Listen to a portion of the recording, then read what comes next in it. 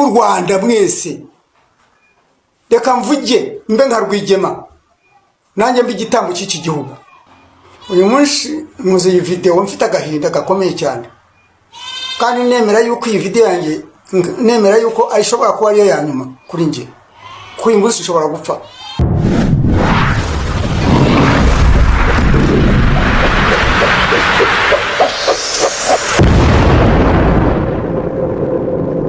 Uyu musaza witwa Abdul Qudus wo mu karere ka Gatsibo afite agahinda gakomeye cyane, afite ikiniga ku mutima we, ari kwisabira Perezida wa Repubulika wenyine kari ushobora kuba yamukemurira ikibazo afite. Ari kuvuga urwanga afitiwe nabo mu nzego zibanze batajya bamuha serivisi yifuza ndetse n'ibyo afite, ahubwo bakifuza ko babitwara. Mu magambo yuzuye ikiniga hafi yo kurira, yisabiye Perezida wa Repubulika amubwira icyo yamwifashiriza akareba ko yabaho muri iki gihugu. Reka twumve uyu musaza ndetse tuze no gutanga ibitekerezo muri komenti dukurikije uko tubyumva, n'abaturanye n'uyu musaza bamuzi nabo baze kwandika ibitekerezo byabo muri komenti kugira ngo tuze kumenya niba iby'uyu musaza ari kuvuga ari ukuri cyangwa se wenda ari kwifatiraho ku gahanga abayobozi nawe ari umunyamafuti. Nibura muraza kwandika ibitekerezo byanyu kugira ngo tuze kumenya niba koko iby'uyu musaza ari kuvuga ari ukuri. Nitwe Rikradu, muze kwibuka mukore subscribe ku Dushya Kingdom. Nyakubahwa Perezida wa Repubulika, ndakuramutsa nkwifuriza amahoro nyagasani. Uyu munsi muze iyi video mfite agahinda gakomeye cyane, kandi nemera yuko iyi video yanjye nemera yuko ayishobora kuba ariyo ya nyuma kuri nje, kuko uyu munsi ushobora gupfa cyangwa gafungwa burundu, sinzongere kuboneka.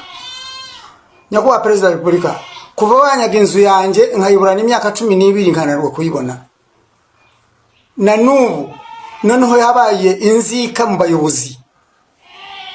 Nyakubahwa Perezida wa Repubulika, mu gihe gishize nasabye kuvugurura inzu yanjye banga kumpa icyangombwa, akagari karakimpa, umurenge waga ku kintu.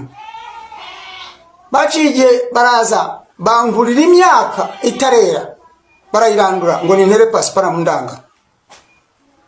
None nari mfite umushinga wanjye wo gukora kostara nzikoze imyaka 21 nastangiye 2005.